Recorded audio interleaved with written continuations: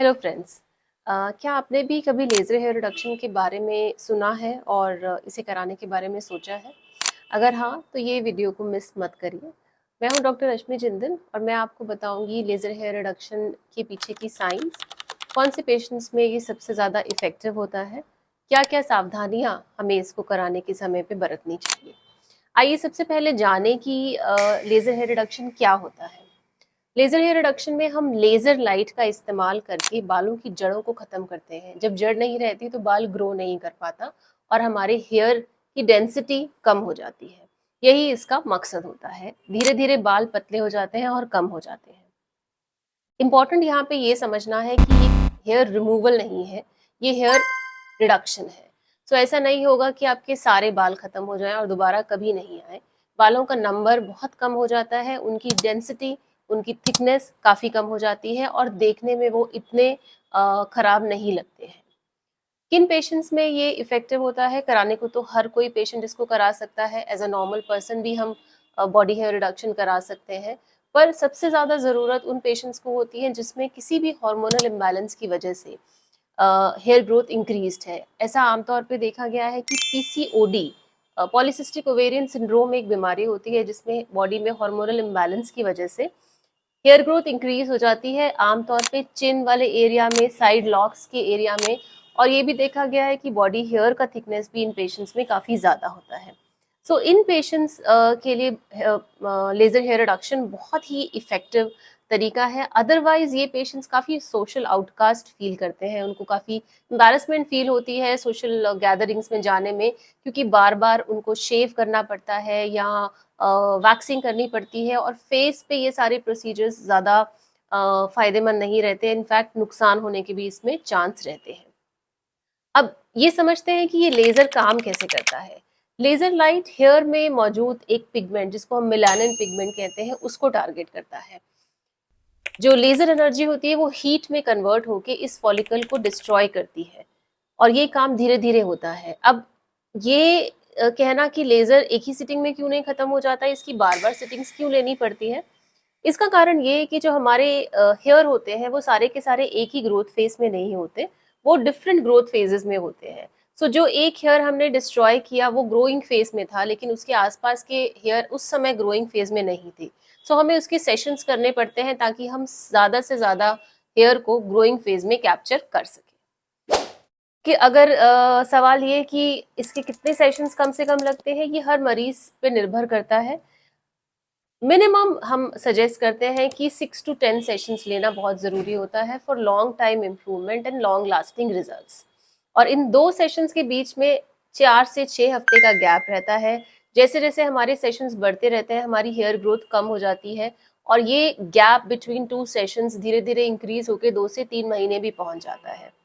जब हमने अपने 8-10 सेशंस पूरे कर लिए, उसके बाद हमें मेंटेनेंस सेशंस की ज़रूरत पड़ती है ताकि हेयर जो है वो एक स्लो ग्रोइंग फेज़ में ही रहें। ये मेंटेनेंस सेशंस आमतौर पर 6 महीने पे एडवाइस किए जाते हैं। अब ट्रीटमेंट अगर आपने डिसाइड किया कि आप लेज़र हेयर रिडक्शन कराना चाहते हैं, तो ट्रीटमेंट के दौरान क्या एक्सपेक्ट करें? हम एडवाइस करते हैं पेशेंट को कि वो हेयर को शेव करके आएँ। डायोड एक सबसे अच्छा लेज़र हेयर रिडक्शन का माध्यम है। डायोड मशीन काफ़ी इफ़ेक्टिव होती हैं, पेन भी इनमें काफ़ी कम होता है। इसमें हम पेशेंट को एडवाइस करते हैं कि हेयर शेव करके आएँ, उसको वैक्स से रिमूव नहीं करें, ना ही उसको हेयर रिमूविंग क्रीम्स के इस्तेमाल से रिमूव करने की कोशिश करें। वो इसलिए क्योंकि हम जड़ के मेलानिन को टारगेट कर रहे हैं। अगर वैक्सिंग से हमने वो जड़ भी हटा दी, तो हमारा लेज़र इफ़ेक्टिव नहीं रहेगा। सो पेशेंट को शेव करके आना होता है just a day before the laser session. जब लेज़र सेशन होता है तो एक कूलिंग जेली अप्लाई करते हैं पेशेंट की स्किन पे और उसके बाद लेज़र एनर्जी के शॉट्स दिए जाते हैं। ये प्रोसीजर काफ़ी कंफर्टेबल रहता है। कहीं-कहीं थोड़ा-सा पिन चुभने जैसा पेन हो सकता है जब एक हेयर हीट से बर्न हो रहा है तब, लेकिन स्किन पे इसका कोई असर नहीं दिखता है और पूरा सेशंस काफ़ी आराम से कंप्लीट हो जाता है। समय कितना लगता है वो डिपेंड करेगा कि हम कितने एरिया का कर रहे हैं। जितना ज़्यादा एरिया होगा हमें उतना ही ज़्यादा समय लेज़र का सेशन कंप्लीट करने में लगेगा।